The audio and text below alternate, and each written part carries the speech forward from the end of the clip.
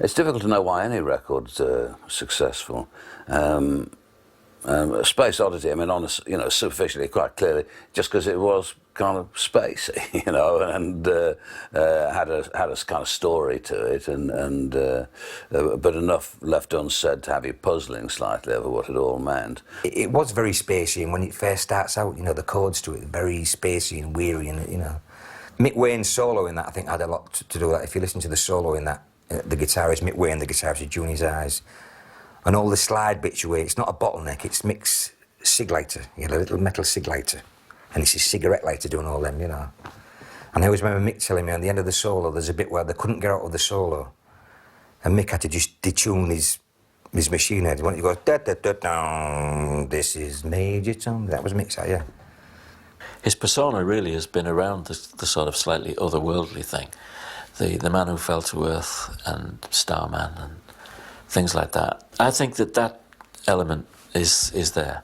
I think that it comes back to outer space and the unknown and stuff like that.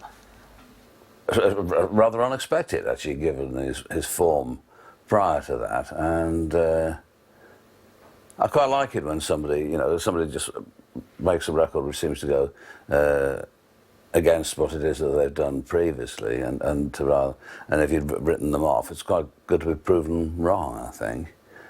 Bowie went to work on an album.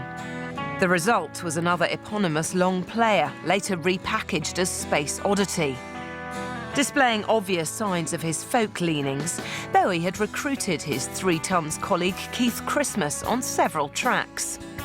When I got to know him in the studio, he asked me if I'd come and play guitar with him on this series of tracks he was putting down, and it became just known as David Bowie, the album. I think it's been reissued and given another name now, probably Space Oddity. But it was a strange album because it was a bunch of acoustic songs with just me and him playing and him singing, a bunch of songs with backing band, and then this one track, Space Oddity, that stood out a mile because it had probably had more money spent on Space Oddity than the rest of the album put together. And this was a superbly produced, of course, thing. It's classic track now.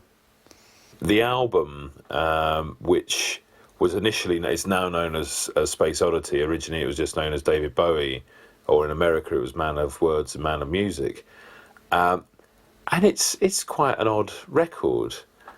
It's almost like Space Oddity and this collection of sort of assorted freakeries, and I think that was reflected in its immense lack of sales. Dismissed by many critics as a one-hit wonder after the commercial failure of the album, Bowie concentrated on touring. In Scotland, he was supported by Junior's Eyes, who had become his new backing band. Bowie had some gigs in Scotland. We did like a Radio 1 club. You know, they used to have I always remember we did that, and it was on with the Swinging Blue Jeans. And when I was about 14 and 15, Swinging Blue Jeans, there's one of my sort of idol groups, you know, the Hollies. And here I am, I'm with the Swinging Blue Jeans, and we was like this new underground band, and they was like supporting us, you know. And so we did these. We'd go on and back David. We'd just recorded the album, so we basically just played his album, you know. In April, Bowie had met Angela Barnett, an American girl hanging out in swinging London. By the end of the year, they had moved into Haddon Hall in Bromley, along with Bowie's producer, Tony Visconti, and John Cambridge.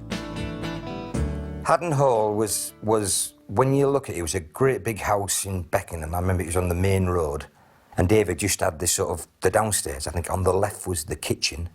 We had the first bedroom on the left. David's bedroom was directly on the right. Tony Visconti's was in the corner, in the back, you know, yeah. And we just basically slept on a mattress. It wasn't a bed, it was just like, you'd go and buy this old mattress, you know. You'd just walk about as at your own house. I remember the only thing we used to eat was like toast with Marmites, you know. Everybody going to have some toast and Marmite, and then we'd maybe go down to the pub down the road, the 3 Tons, which David used to play at. It was just, yeah, it was just like an open house where you treat it as your own, you know. To the surprise of their friends, Bowie and Angela married early the next year at the Bromley Registry Office to little fanfare. John Cambridge would become an impromptu best man. David's wedding, yes, I remember when we was at I think he either came up the night before or 2 days before, and he just sort of said, John, I'm getting married. You know, what? You know, I'm getting married on tomorrow. Oh, you know, and I always remember, and this is quoted in some of the books, and it's true, and he says to me, will you be a witness? I said, yeah, of course I'll be a witness, you know. And I think Tony Visconti was going to be his best man, but I'm sure he had a session, I think it was with the Strobes or someone, so Tony couldn't make it. Even afterwards, David Joe said, oh yeah, John was my best man, weren't you, John? You know, don't think there wasn't really a best man, but I suppose, you know, I was maybe one of the only fella there. So, and that's true. When we got to the wedding, and his mother had come, and I don't think she even knew he was getting married. You know, I think she'd found out at the registry or something. And I always remember I'm sort of sat like this waiting, and David and Angie right at the front on the table, and it's like little school chairs. You know, not a very big room. And he said, can the witnesses come forward to sign it? And I think another girl who was in the flat at the time called Claire, I think she was in the flat round the corner, downstairs. And I got up my chair to go, and his mother sort of, in front of me, stormed up and went to the thing, and she sort of went, and I, you know, and Bowie sort of looked round at me and sort of went, I thought to say, it's my mother, so I went, you know, cool. Angela would become a vital part of Bowie's personal and professional life over the following 3 years. Heavily influencing both his music and his image, she aided the singer's rise from one-hit wonder to global superstar.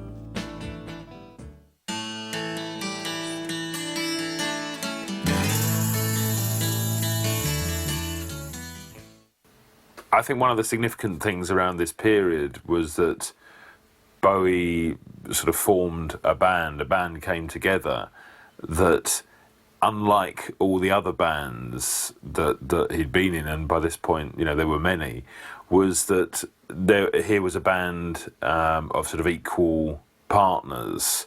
Obviously, Bowie was the star and the leader, but there was a lot of sort of contribution given in. And the first sort of example were called The Hype or Hype, which had Tony Visconti, who, as well as being a producer, is a tremendously accomplished bass player, on bass, John Cambridge on drums, and one of the most significant characters in Bowie's story, Mick Ronson, on guitar.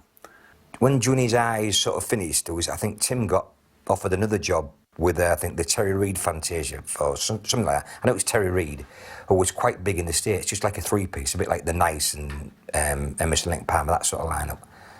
And so Tim was leaving to join this band. And so, like, rather than getting another, I think we tried to get another guitarist, and it just wasn't working out. And so we was coming home, and I remember we was doing it. I always remember we was playing in Rotherham, and Tim Rennick says to me, he said, "Oh, John, will you ring Visconti up?" He said, "Will you ring him tomorrow? He wants a word with you." And I thought it was just going to be a session or something. I'd done some sessions for Tony, and he said, "Oh, he said David's forming a band, and he wants you to be the drummer." So I thought, oh. Yeah, you know, I thought I was coming home, that sort of, you know, and so I stayed down there. So that was the band. That was, so there was, and Visconti was going to play bass, so we needed a guitarist.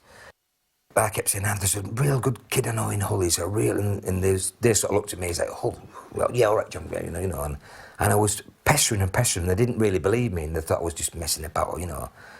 So, like, I pestered him that much until Tony and David said, "All right, John, bring him down, we'll see what he's like, you can't do any harm, you know." The guitarist who John Cambridge eventually convinced to join the Hype was Mick Ronson, who had played with Cambridge earlier in the Rats. His introduction into the